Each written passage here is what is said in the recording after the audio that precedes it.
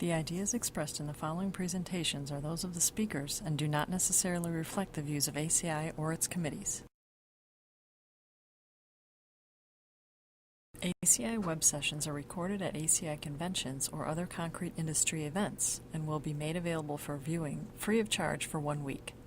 Thereafter, they will be archived on the ACI website or added to ACI's online CEU program, depending on their content.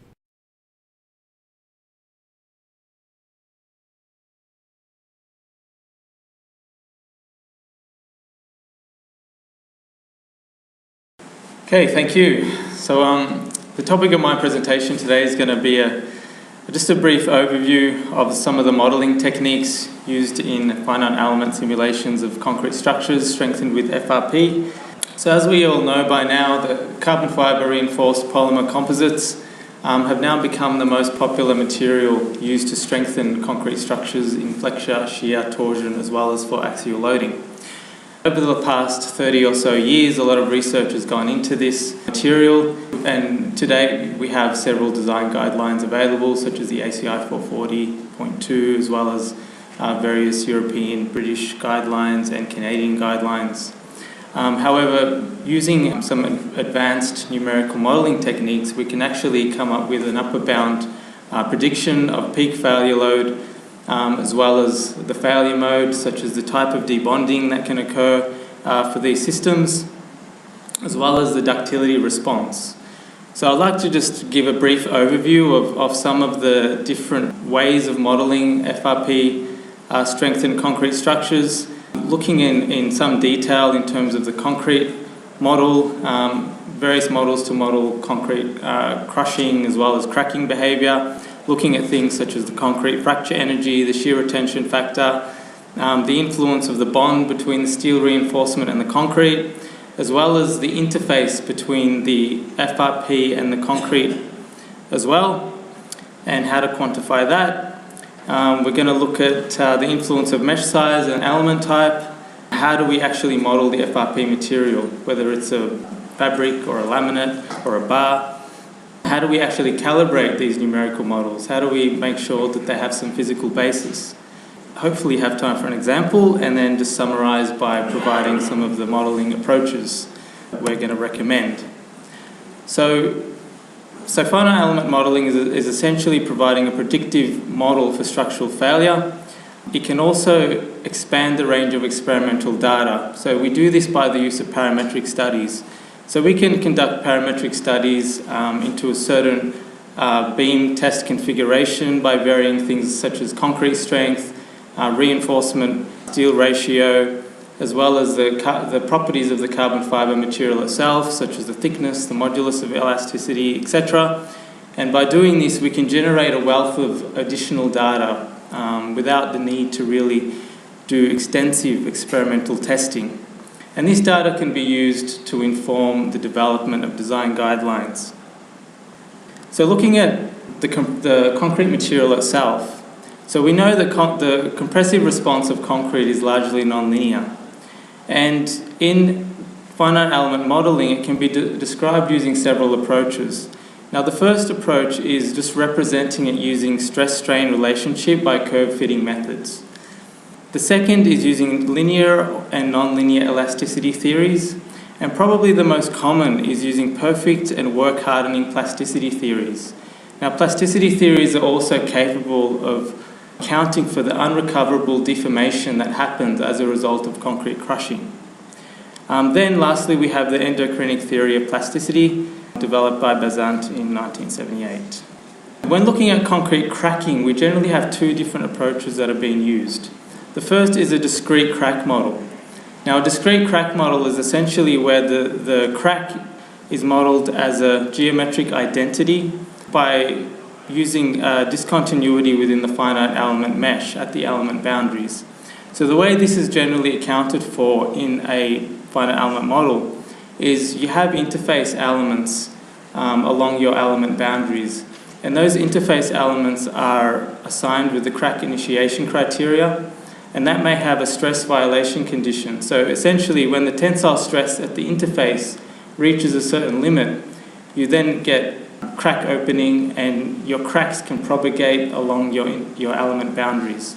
So this approach is largely dependent to your mesh refinement. I mean, if you have a very coarse mesh, then obviously your crack propagation will be influenced by that. Now, the second approach is using a smeared crack model. Another term for this is the crack band model, where the cracked material is treated as a continuum, and deterioration caused by the crack is accounted for by reducing the element stiffness. Another term for this is called strain softening. Now, within the smeared crack model, you have two different approaches of accounting for the crack orientation. Now, the first approach is using a fixed crack model. Now, fixed crack model essentially uses a constant crack orientation throughout the entire computational process. The second model is called a rotating crack model, which means that the crack orientation changes depending on the direction of principal stresses as the loads are applied to your member. Now, looking at the fixed crack model, generally speaking, by examining a large field pool of the literature of researchers that have used this type of model, they've found that generally acceptable results can only be achieved when using a near zero shear retention factor.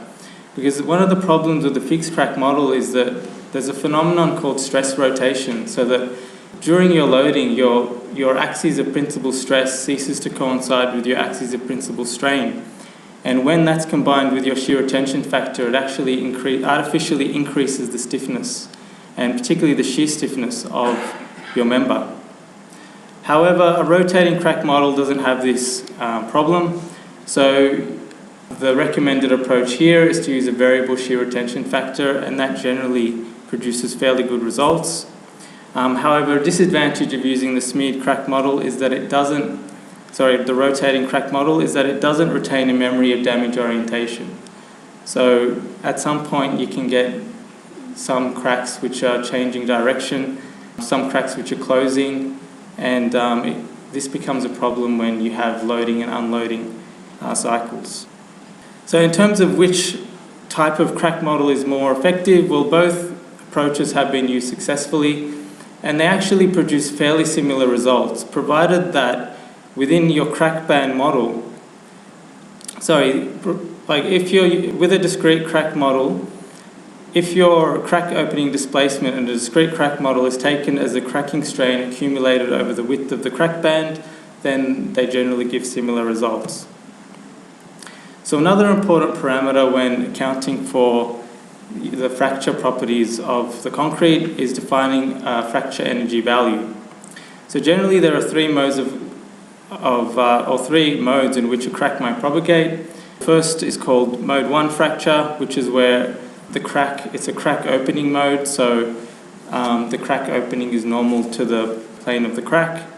Whereas mode 2 is a sliding mode where the crack propagation is propelled by shear stresses acting parallel to the plane of the crack. And lastly, mode 3 is classified as a tearing mode, where the stresses are parallel to the crack plane as well as parallel to the crack front. However, debonding in FRP strengthened members is generally considered to be a mode 1 fracture phenomenon. And although the stresses at the interface are largely shear stresses, when the debonding crack actually opens, it's still considered to be mode 1. And in any numerical model, the fracture energy for mode 1 will give the best result out of the three. So there are various models available on how to estimate this concrete fracture energy value, and most of the models are based on aggregate size, concrete strength, and the water-cement ratio.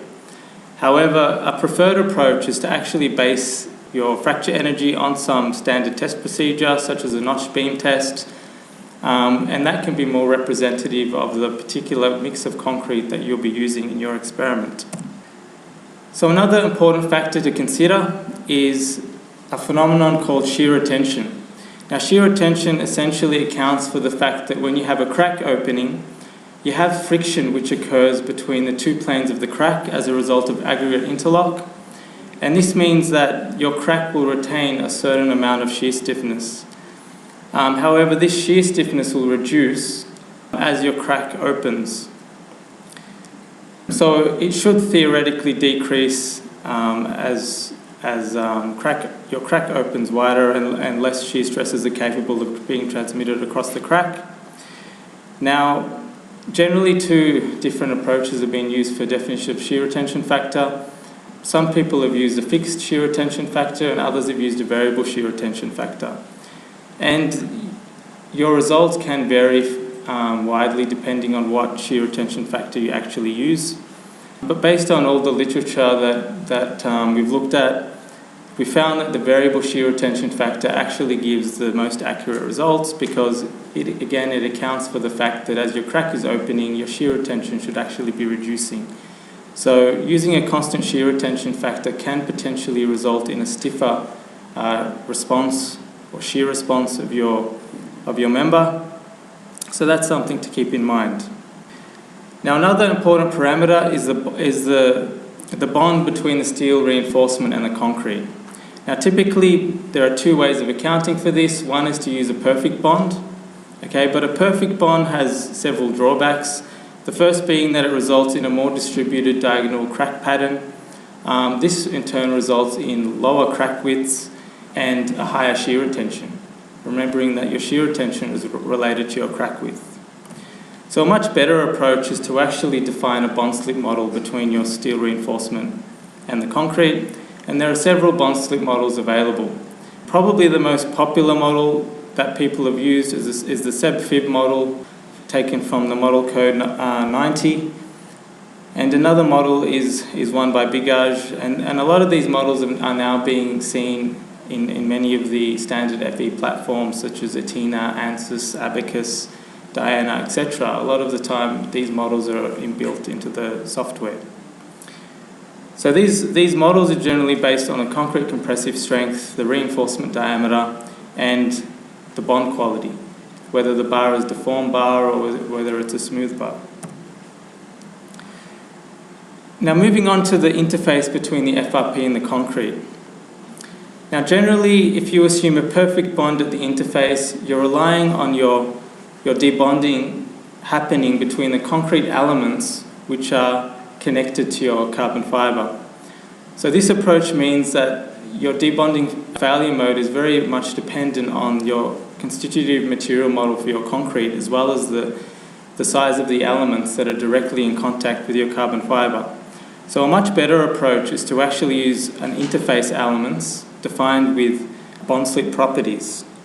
Now the bond slip properties you can see here, they're generally expressed in terms of a shear stress, a peak shear stress, and a corresponding slip. Now the peak shear stress is essentially the force difference between 2 points. So this can be obtained from your experimental results. All you need is to have data extracted from 2 strain gauges, and you can derive your bond slip properties.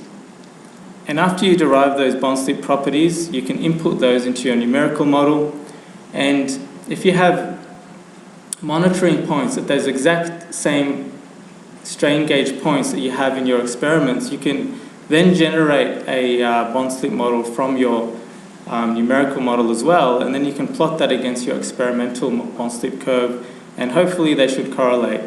And that's how you calibrate your bond slip properties at your interface. So any numerical model needs to be objective, so it shouldn't be mesh dependent. So as we know, finer mesh will obviously result in a more refined and more realistic and accurate prediction of your behaviour, but it's computationally expensive and your analysis time can be fairly lengthy. So generally we try and balance your mesh refinement and your analysis time, and we do this by conducting parametric studies, by examining several different mesh sizes. And then we choose a mesh size that gives us a good accuracy of results without taking too long to analyse. Another important point to mention here is the size of the element which is directly in contact with the carbon fibre, because the interface is a region of fairly high stress concentration, so we want to make sure that our element is actually small enough to capture that stress concentration. So in one of the studies that I've looked at varying the size of that element and found that anything greater than 5 millimeters in size can actually lead to much stiffer results and a much delayed debonding failure mode.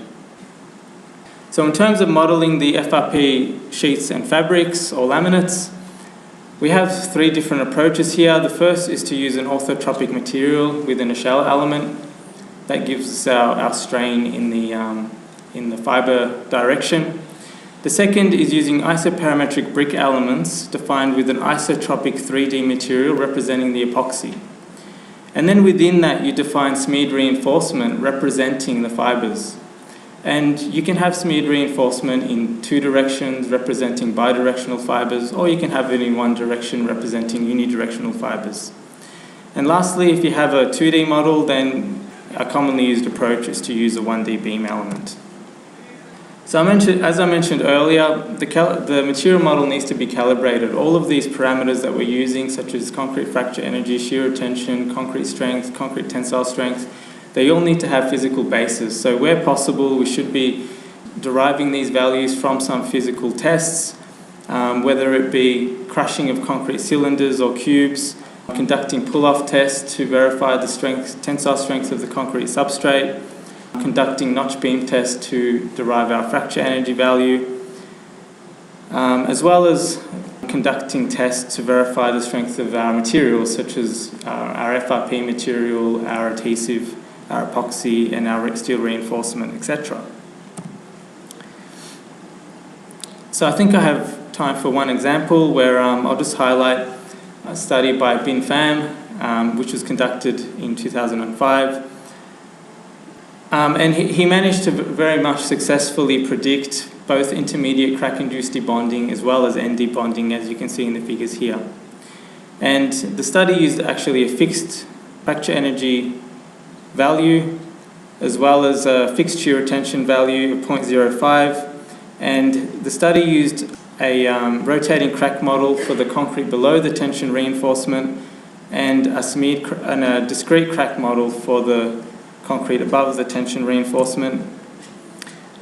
And also both the discrete and smeared crack models were investigated, and they were both found to achieve similar results.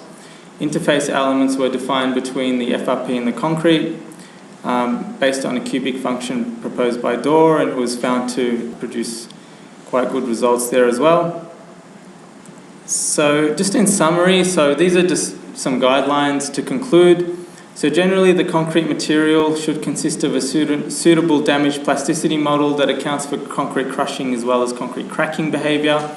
Concrete cracking can be simulated using either the discrete model or the smeared crack model approaches.